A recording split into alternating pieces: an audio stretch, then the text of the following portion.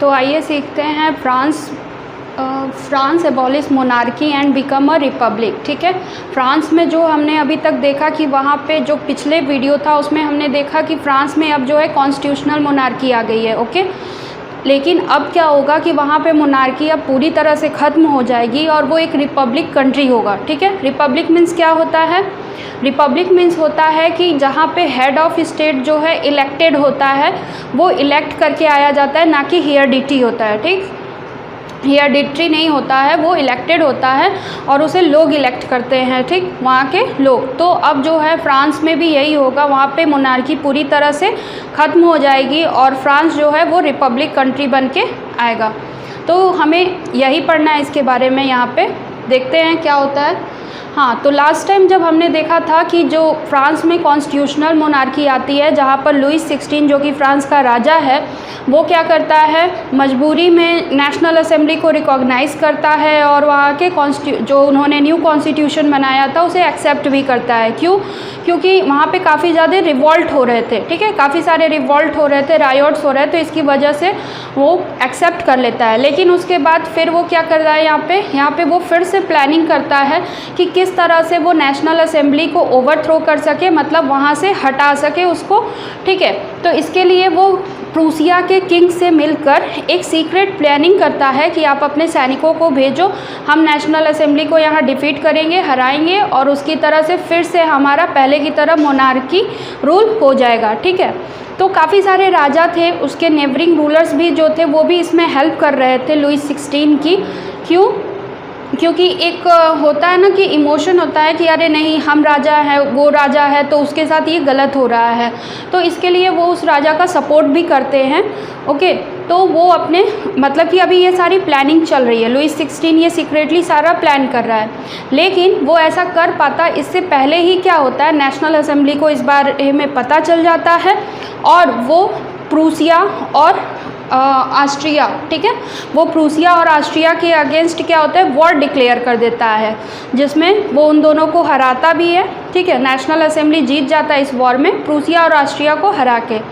Prussia जो थी वहाँ का किंग इमोशनल जो था हो के लुईस 16 का सपोर्ट कर रहा था, बट ऑस्ट्रिया का जो किंग था, रूलर था, वो क्यों सपोर्ट कर रहा था? क्योंकि हमने स्टार्टिंग में ही पढ़ा था कि लुईस 16 जो है वो ऑस्ट्रिया की प्रिंसेस से शादी करता है। ठीक है, तो इसलिए ऑस्ट्रिया जो है वो लुईस 16 के सपोर्ट में था। ओके, तो अब क्या होगा, यहाँ पे वॉर डिक्लेयर होता है। जब नेशनल असेंबली वॉर डिक्लेयर कर देती है प्रूसिया और ऑस्ट्रिया के अगेंस्ट में, तो वहाँ पे काफ़ी लोग ऐसे होते हैं जिनमें देशभक्ति की भावना जगती है और वो कहते हैं कि अरे अब तो मोनार्की ख़त्म होनी चाहिए, अब हमें क्या है, इक्वालिटी लानी है, सबको बराबर का हक मिलना चाहिए। तो वहाँ पे thousands of volunteer join army, मतलब कि क्या होते हैं, हज़ारों लोग जो हैं, हज़ारों वॉलंटियर्स जो हैं वो आर्मी ज्वाइन करते हैं। ठीक है, और द सॉन्ग मर्सेलीज़ रोजेट डी इसले ने इन्हें लिखा है। ठीक है, ये सॉन्ग है मर्सेलीज़ नाम का। ठीक है, ये सॉन्ग जो है वो रोजेट डी इसले ने लिखा है और ये सॉन्ग जो है वो गाते हैं वॉलंटियर्स द्वारा, इन्हें गाया जाता है जब वो मर्सेल से होके गुजरते हैं। ठीक है, जब वो मर्सेल से निकलते हैं, तो इसलिए इस सॉन्ग का नाम मर्सेलीज़ रखा है, जो कि अभी फ्रांस का जो है नेशनल एंथम भी है, ये वहाँ का नेशनल एंथम बन चुका है। ओके, फिर रिवॉल्यूशन होता है। क्यों? क्योंकि वहाँ अभी भी सब्सिस्टेंस क्राइसिस है। ठीक है, डिमांड पूरी नहीं हो पा रही है, तो यहाँ पे क्या हो रहा है, revolution further demand.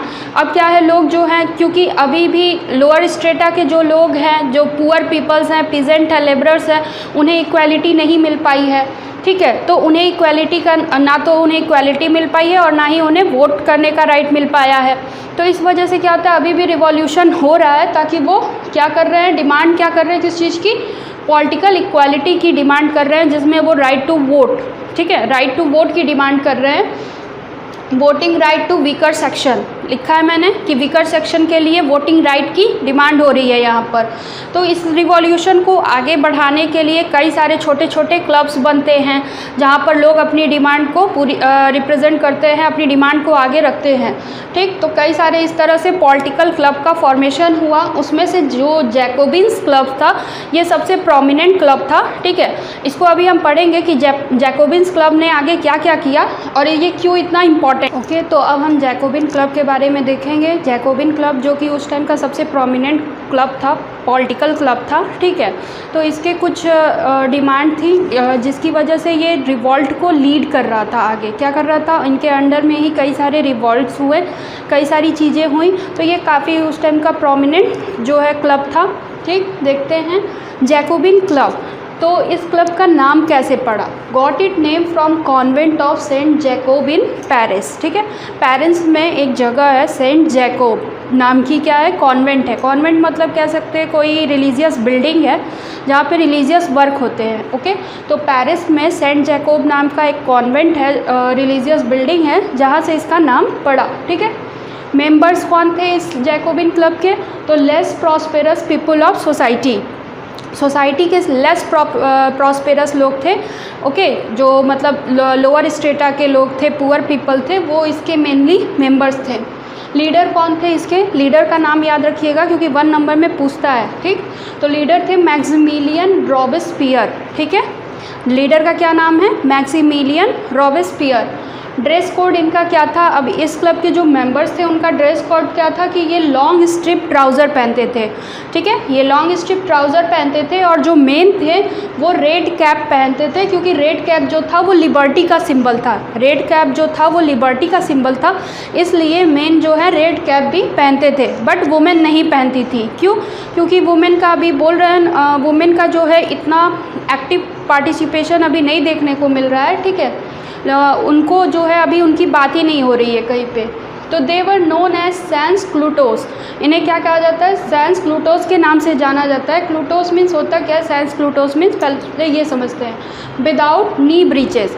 Sense क्लूटोस means क्या होता है? विदाउट नी ब्रीचेस। अब अगर आप देखेंगे अपनी बुक की कोई पिक्चर्स तो उसमें देखेंगे कि पहले जो अरिस्टोक्रेसी था या फ्यूडल लॉर्ड्स होते थे वो नी तक की बूट्स पहनते थे, ठीक है। नी बूट्स पहनते थे जो घुटने तक आती थी, नी तक आती थी उनके, और वो काफ़ी टाइट होती थी। तो ये जो है ये इन्हें सैंस क्लूटोस इसलिए कहा जाता था क्योंकि ये नी ब्रीचेस नहीं पहनते थे, विदाउट नी ब्रीचेस, क्योंकि ये ट्राउज़र्स पहनते थे, लॉन्ग स्ट्रिप ट्राउज़र, तो जिस पे ये जो है बूट होती थी, नी बूट, उसको कैरी नहीं करते थे, ओके।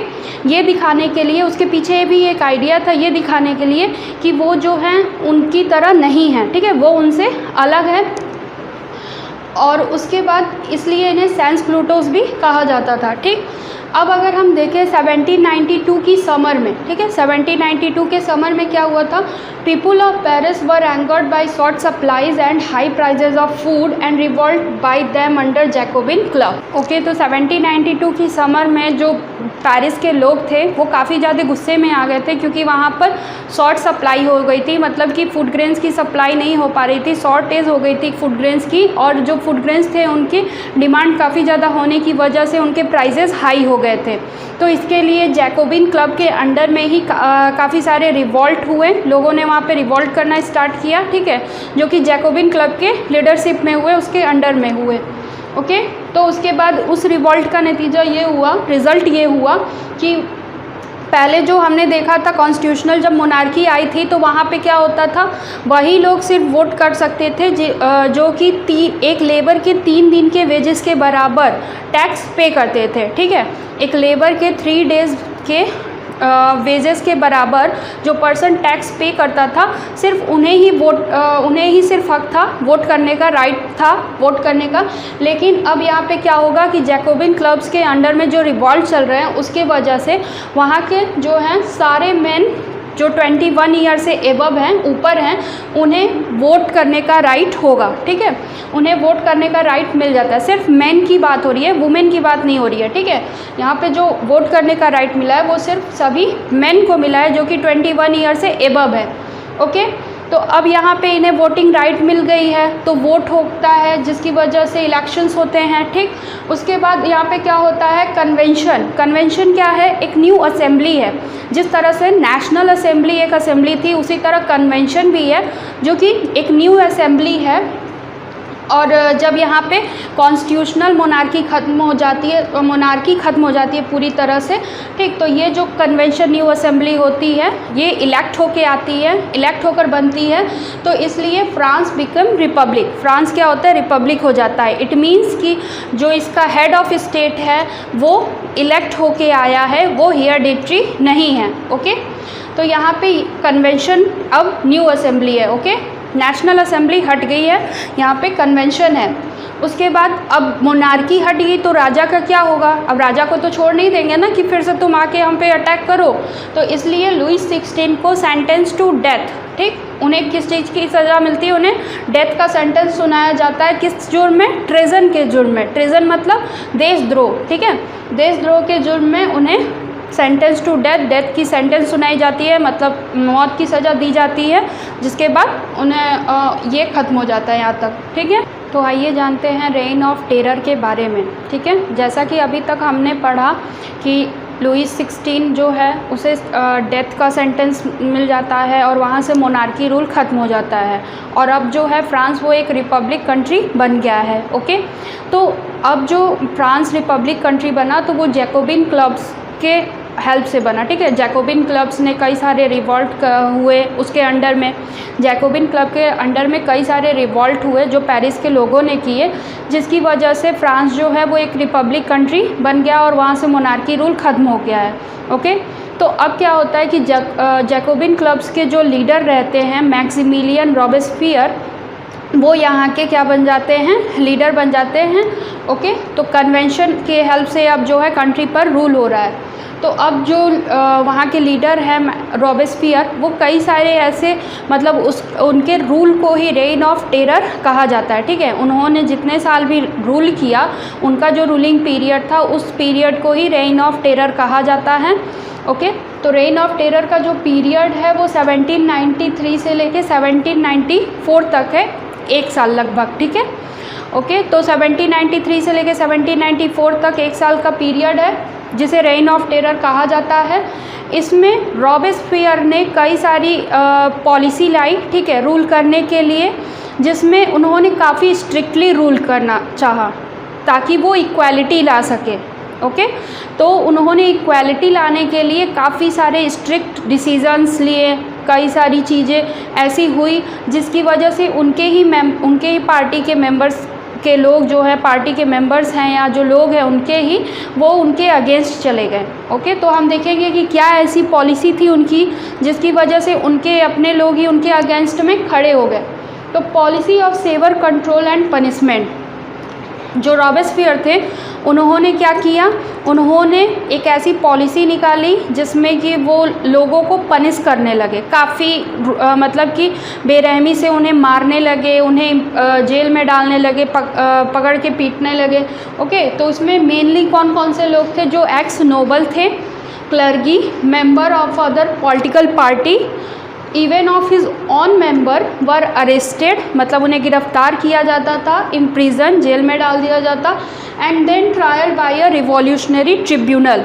ठीक है, उन्होंने एक अलग से रिवॉल्यूशनरी ट्रिब्यूनल बना दिया जिसमें जो कोई भी उसके अगेंस्ट में बोलता या खड़ा होता उसको पकड़ो और जेल में डाल दो। रिवॉल्यूशनरी ट्रिब्यूनल का काम सिर्फ यही था कि जो कोई भी रॉबेस्पियर के अगेंस्ट में बोल रहा है, खड़ा हो रहा है, कुछ कह रहा है, तो उसको पकड़ो और जेल में डाल दो और उस पर ट्रायल चलेगा, मुकदमा चलेगा और उसे सज़ा दी जाएगी। सज़ा भी वो किस तरह से देते थे, गुलोटिन। गुलोटिन क्या है, एक डिवाइस है। ओके, ये एक डिवाइस है जो जब लोगों को सेंटेंस टू डेथ मतलब मौत की सज़ा दी जाती थी तो ये डिवाइस यूज़ किया जाता था उन्हें मारने के लिए। ओके, तो ये डिवाइस कुछ इस तरह से होती थी जिसमें 2 पोल्स होते थे, ये 2 पोल्स हो गए, नीचे एक ऐसे करके होता है जिसमें, ठीक है, ये 2 पोल्स हो गए जिसमें एक फिक्स कर, मतलब कि जो गुनहगार है, ठीक है, जो उसके अगेंस्ट बोल रहा है उस लोगों को मारने के लिए, ताकि वो अपना सर यहाँ फिक्स कर सके, और फिर यहाँ एक ब्लेड होता था। ठीक है, और ये ब्लेड को जब नीचे गिराया जाता था तो उसके सर को उसकी बॉडी से अलग कर दिया जाता था। तो वो इस तरह से मतलब काफ़ी रूडली और एरोगेंटली लोगों को ट्रीट कर रहा था और उन्हें पकड़ के मौत की सज़ा दे रहा था।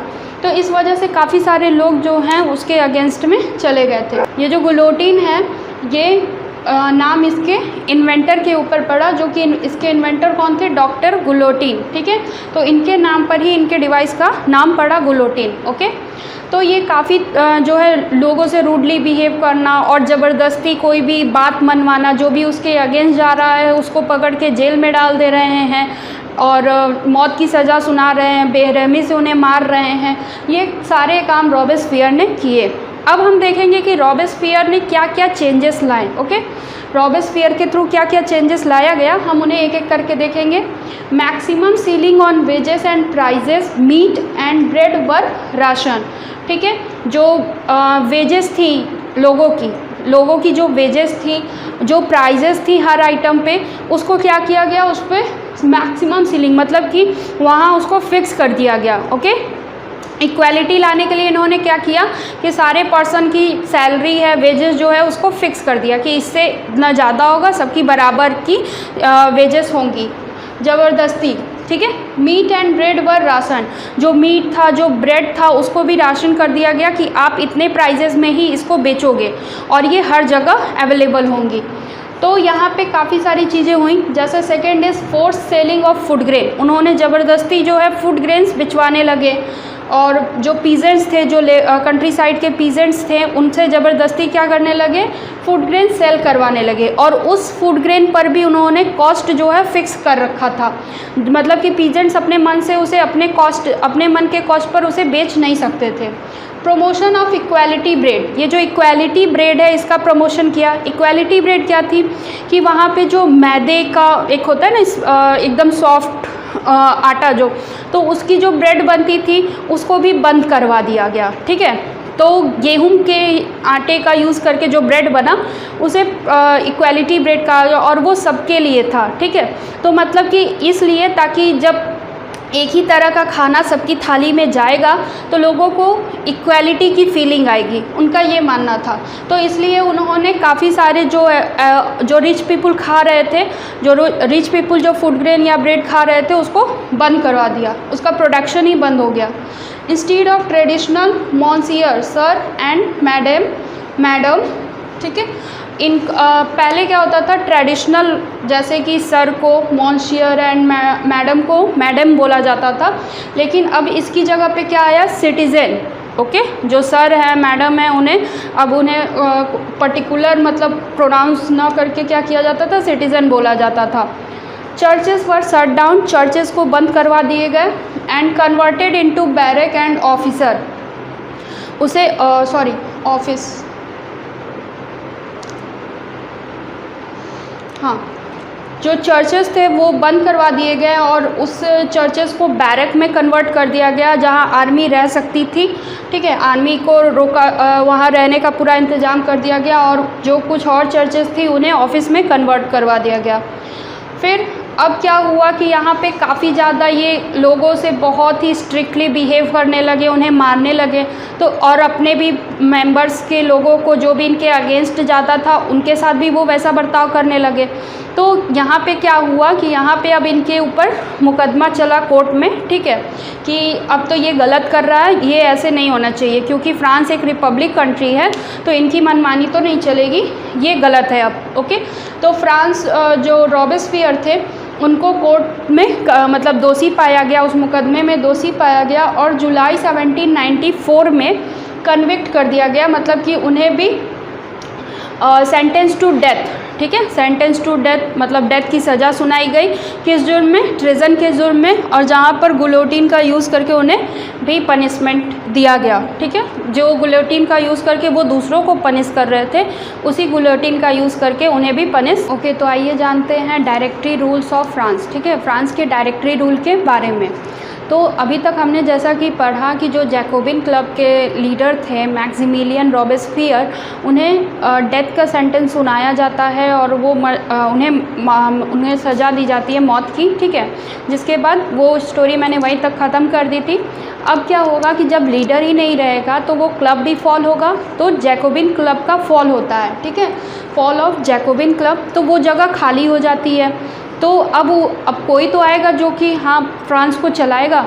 तो इसके लिए क्या पावर जो है रूल करने का, वो पावर कौन एक्वायर करता है? जो लोअर स्ट्रेटा के मिडिल क्लास के जो प्रॉस्पेरस लोग हैं वो एक्वायर करते हैं, ठीक है। तो जो मिडिल क्लास के प्रॉस्पेरस लोग हैं, अब उनके पास पावर आ जाती है, वो पावर को एक्वायर करते हैं और कंट्री को चलाते हैं, ठीक है। तो जो हमने अभी पढ़ा कि जैकोबिन क्लब के अंडर में जो न्यू कॉन्स्टिट्यूशन बना, वहाँ पे सारे लोगों को जो कि 21 ईयर से एबव थे उन्हें वोट करने का राइट मिल गया, ठीक है। तो अब जो है जब जैकोबिन क्लब फॉल हो गया, वो ख़त्म हो गया, तो जो वेल्दियर मिडिल क्लास लोग आते हैं रूल करने के लिए, ठीक है, तो वो अपना एक नया कॉन्स्टिट्यूशन बनाते हैं और उन्होंने क्या कर दिया? मना कर दिया, denied vote to non property section, मतलब ऐसा सेक्शन जिसके पास प्रॉपर्टी नहीं है, जो गरीब हैं, उनको वोट करने से मना कर दिया। ओके, इनके कॉन्स्टिट्यूशन में जो गरीब लोग थे उन्हें वोट करने का राइट नहीं इन्होंने दिया। उसके बाद न्यू कॉन्स्टिट्यूशन के अकॉर्डिंग क्या होता है? इलेक्टेड लेजिस्लेटिव काउंसिल, ठीक है, मतलब कि एक लेजिस्लेटिव काउंसिल इलेक्ट होके आती है इस न्यू कॉन्स्टिट्यूशन के अकॉर्डिंग। और ये लेजिस्लेटिव काउंसिल क्या करती है? ये लेजिस्लेटिव काउंसिल 5 मेंबर का एग्जीक्यूटिव, ठीक है, 5 मेंबर का एग्जीक्यूटिव बनाती है, जिसे हम डायरेक्टरी कहते हैं। और ये आगे जो है ये डायरेक्टरी रूल करती है फ्रांस पर। तो अब यहाँ पे पहले हम देखें कि ये जो एग्जीक्यूटिव है वो 5 मेंबर का क्यों है? वो एक भी मेंबर तो हो सकता है ना।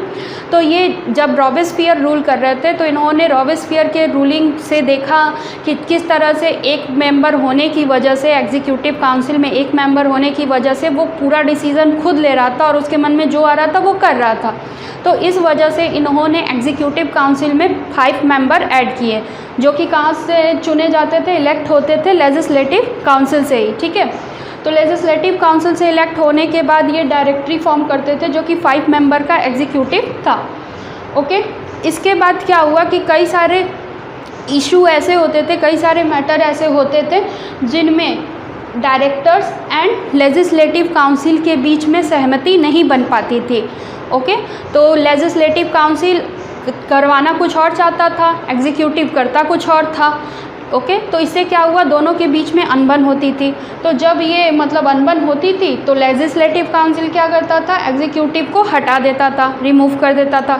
फिर दूसरा आया, दूसरे में फिर से अगर ये प्रॉब्लम हुई तो फिर उसको हटा दिया।